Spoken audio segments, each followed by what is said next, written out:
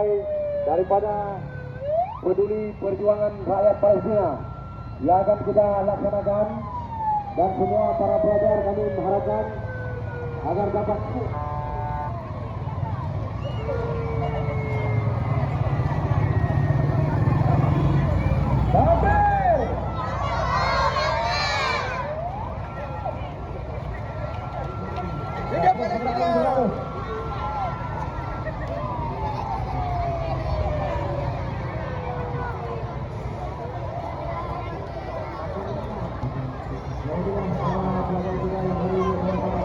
Boleh.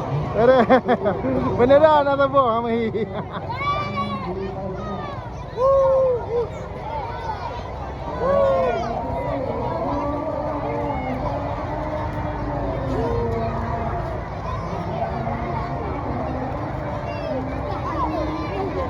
Ai masa nak bendera pejuang Hamas ke baik ni.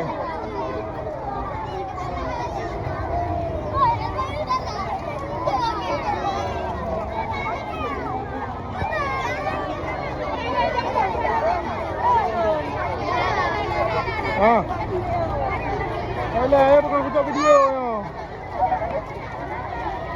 Nak video anak-anak Palestin ni. Pejuang Hamas. TikTok apa ni?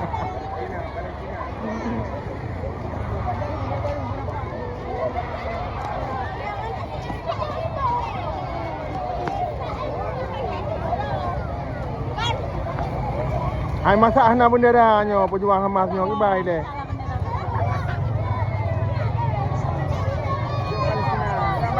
Maju.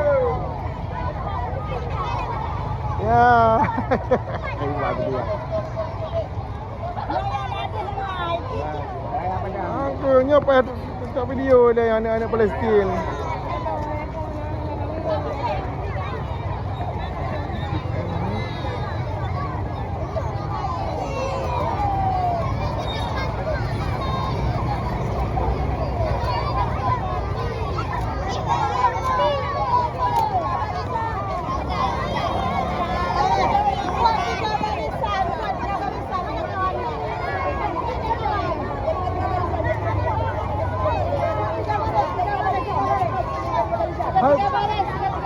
Hai pejuang Hamas sana bendera aku.